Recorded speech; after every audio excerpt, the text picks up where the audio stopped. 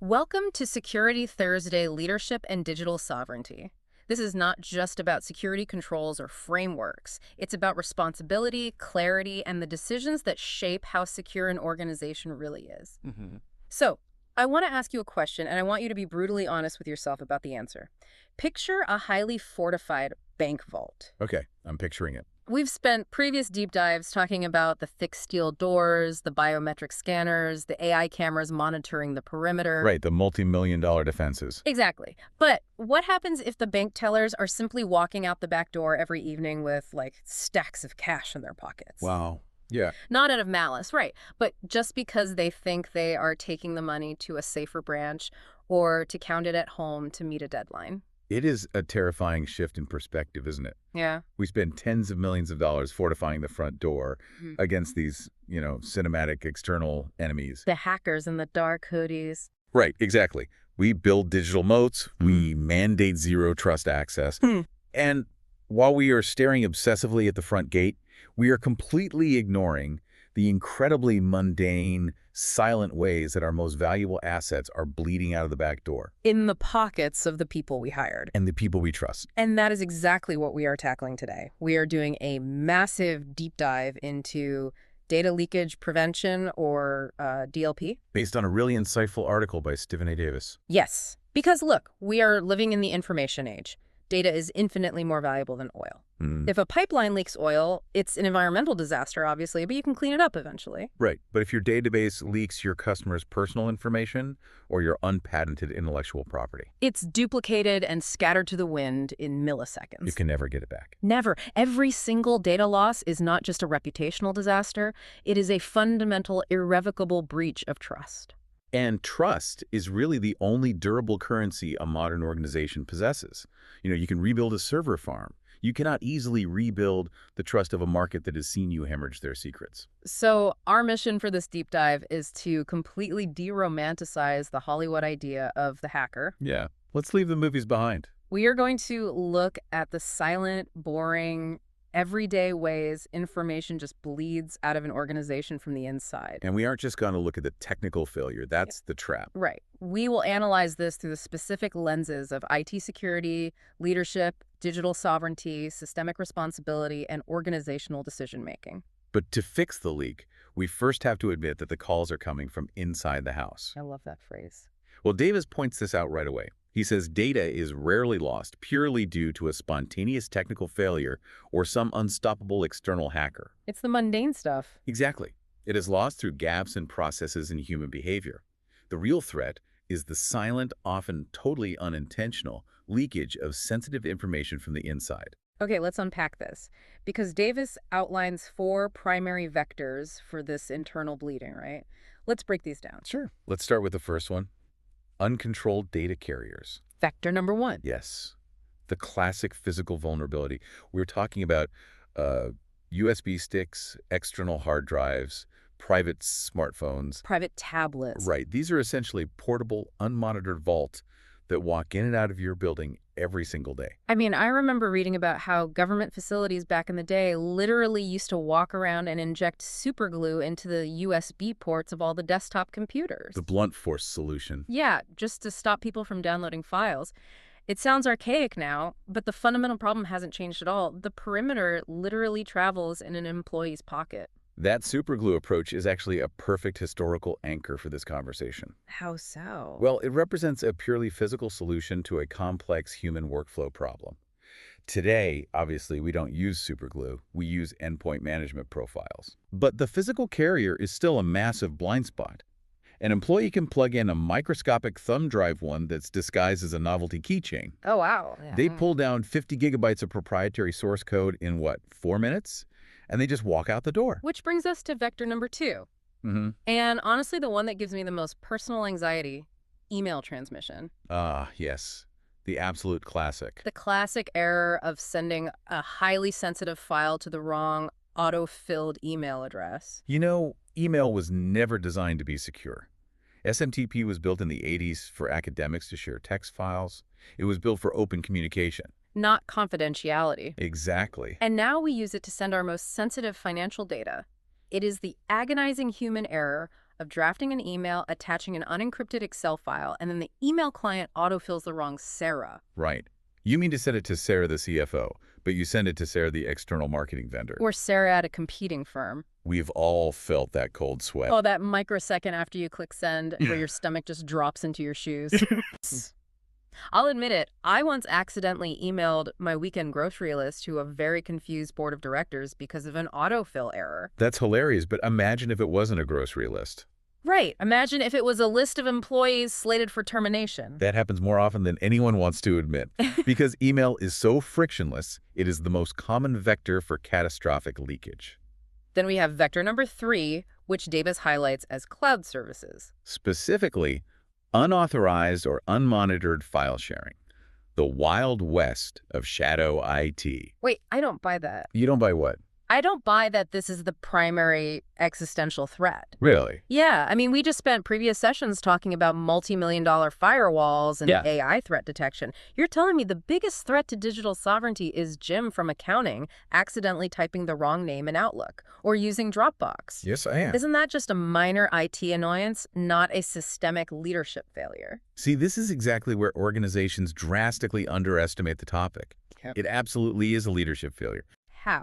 If I spend $5 million on a firewall, it should catch Jim's error. Because leadership assumes technology will catch human error.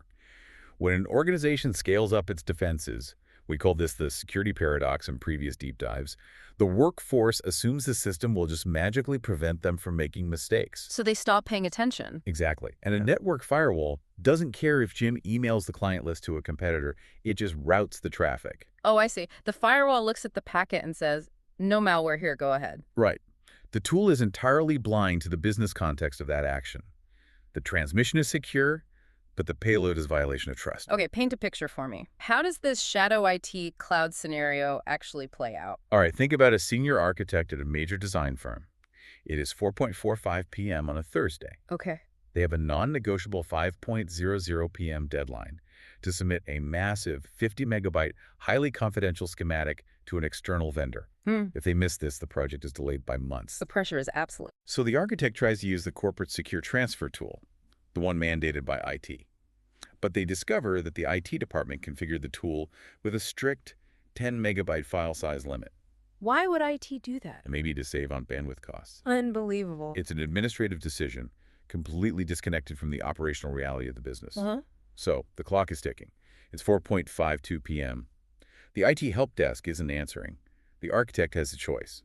Fail the deadline or find a workaround. I'm bypassing the system. I'm going to optimize for speed to save my job. And that's what happens. They upload that 50-megabyte confidential schematic to their personal unencrypted Dropbox to share with the vendor. So the data has now leaked. Completely bypassing all corporate controls. It is sitting on a third-party server entirely invisible to the security team. And that brings us to the fourth vector. Human factors. Ignorance, ingrained habits, and the dangerous justification of, that's just how we've always done it. Right. If everyone knows the secure tool is broken, they all just quietly use Dropbox. It becomes the shadow culture. So the host realizes, I realize, that the tools alone are completely blind to context. They are. And if the tools can't solve it, the natural corporate reflex is usually to write a massive rulebook. Which brings us to segment 2, the bureaucracy trap and the illusion of control. Davis argues that organizational frameworks, the policies, the processes, the defined responsibilities, these are the actual foundation of sustainable DLP. So not the software. No, the rules. Yeah. Organizations must define exactly what data is confidential, how it is classified, and the strict consequences for violations. Because classification is the prerequisite for protection. Yes. If you don't know what is valuable, how can you possibly protect it? That sounds good in theory, but what happens in reality? What do you mean? That breaks down under pressure, doesn't it? When companies hear, we need to classify our data, they usually create a 300-page bureaucratic manual that just paralyzes the workforce. Well, they try to be thorough. They force employees to manually classify every single email and every single spreadsheet before they hit send. Business grinds to a halt. The pressure of the workday will just force them to label everything public just to get their jobs done. I think you're ignoring something important here. I'm not ignoring. People hate friction. Yes, but without classification, DLP software just blocks everything or nothing. It creates massive alert fatigue. Alert fatigue. Break that down. Look at how the software reads data. It uses things like regular expressions or exact data matching. Right. If you don't enforce classification, the software has to guess. It scans an email and says, is this a social security number or a phone number? Oh. And when it guesses, it flags every single email as a threat.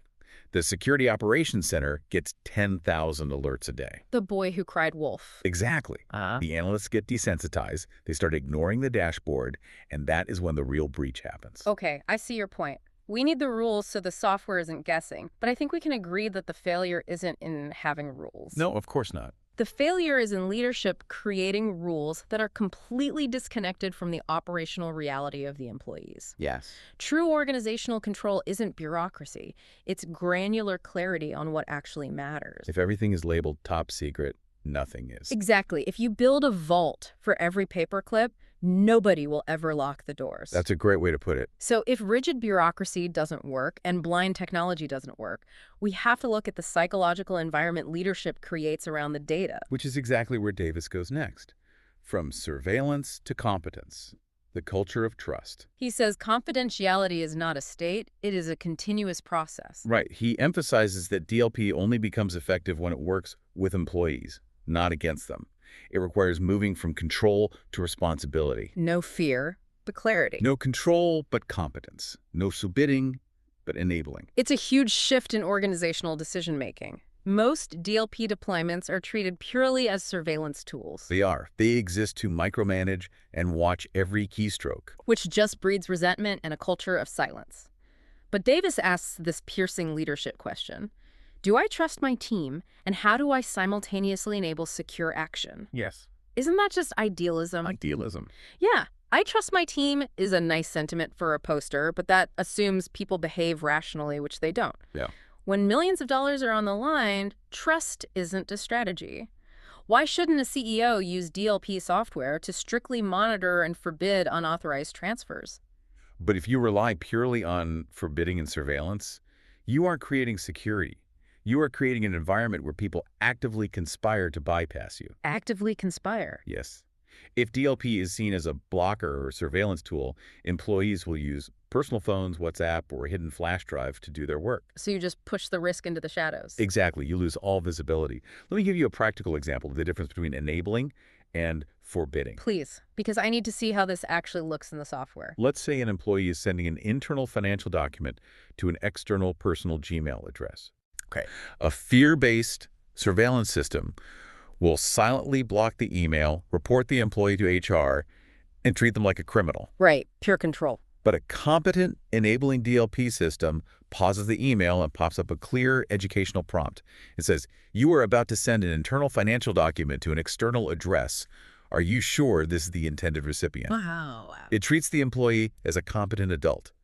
It offers a moment of lead time reflection to self-correct. Rather than treating them like a criminal. Yes, they can say, oops, autofill error, hit cancel, and the crisis is averted. No one gets fired. That is fascinating. But you know what? Theory always sounds elegant. We need to put this philosophy of trust and competence into a pressure cooker to see if it survives. Yeah, let's do it. We're moving for segment 4, the real-world crucible, testing the concept. Davis asserts that DLP is not just tech, but an expression of a leader's attitude toward responsibility. Okay, hit me with a scenario. All right, I'm setting up a high-stakes, concrete scenario for you and the listener.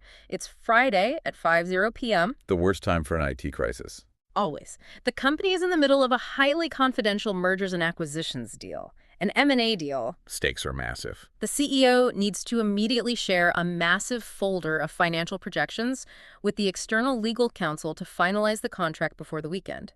If it doesn't get signed today, the deal collapses. Okay. Here is the friction. The external law firm uses a niche, highly secure data room, but the company's automated DLP software flags the domain as unknown or unauthorized and blocks the upload. The system did what it was mathematically programmed to do. Exactly. The IT director has already left for the day. The automated system offers no immediate override for the CEO. Oh, no. The CEO is furious the deal is going to collapse. So what do? The CEO downloads the files to an unencrypted USB drive, takes it home, and emails it to the lawyers from their personal unsecured iPad. Wow. Okay, let's break down why this happened. The DLP tool worked perfectly. It blocked an unknown transfer. Right. But the DLP control failed catastrophically because the organizational decision-making was flawed. And the irony is, the CEO, the person who signed the check for the DLP software, was the one who bypassed it because the friction was too high. And this is where leadership is tested. The CEO's action just normalized exceptions. If the boss can bypass it, anyone can. Exactly. By bypassing the system, the CEO proves that DLP is just an administrative hurdle, not a core cultural value. So what should have happened in that 5 p.m. scenario? A mature organization designs DLP to have clear, predefined escalation paths, exception protocols that work at the speed of business. How does that look? It empowers leaders to make safe decisions rather than forcing them into dangerous workarounds. When the CEO gets blocked, a prompt should appear, allowing an executive override. I accept the risk. Yes, I accept the risk. I am logging my business justification, and I am proceeding securely on the corporate network. And it creates an audit log. An immutable log that the security team reviews on Monday. That is brilliant. It retains visibility. Which brings us to the ultimate point of Davis's article, segment 5, digital sovereignty and the integrity of the organization. What DLP actually represents at a macro level. Right. Davis argues that DLP is your digital safety net. You don't integrate it because you harbor mistrust, but because you take responsibility. It protects the heart of the company. Trust. How does this connect to digital sovereignty? It connects directly. It's not just about keeping hackers out. It's about a company intentionally deciding how its most valuable assets flow through the world. Right. When an organization fails to control its data leakage, it loses its digital sovereignty. It becomes a porous entity that cannot guarantee confidentiality to its clients, its partners, or its employees. Here's where it gets really interesting. Davis reframes DLP from a technical restriction into a visible sign of corporate integrity. It becomes a competitive advantage. Completely. If a client knows your culture treats their data with profound competence and respect, that builds massive commercial trust. So what are the actionable takeaways for leaders from all of this? First, stop presenting privacy and DLP as blockers. Present them as the boundaries that allow the business to operate safely at high speeds. Think of them like the brakes on a sports car. I love that analogy. You don't have brakes to go slow. You have brakes so you can go fast safely. Exactly. Second, sensitize the team with realistic, relatable scenarios, not abstract compliance videos. Make it real for their daily workflow. And third, leaders must embody the rules. The CEO cannot be the exception to the USB policy. If leadership doesn't buy in, the culture rots. As we wrap up this deep dive, we need to leave you, the listener, with a mirror to hold up to your own organization. Let's hit the reflection questions posed in Davis's article. Question 1. How do you currently handle the risk that sensitive data might leave your company unintentionally? 2. Are responsibilities and data classification clearly defined and communicated? 3. Are there critical bottlenecks in your digital workflows where data flows unmonitored just because it's always been done that way? And 4. How can you, in your role, model DLP not as surveillance, but as an invitation to personal responsibility? I want to leave you with one final provocative thought that built on this. The next time you see a data breach in the news, don't ask what software failed. What should they ask? Ask yourself, what internal deadline, what rushed process, or what broken piece of corporate culture convinced an employee that bypassing security was the only way to survive the workday? The leak isn't the beginning of the problem. It's the final symptom of a culture that lost its clarity. That is a powerful way to look at it. Security is not a control problem. It's a leadership decision.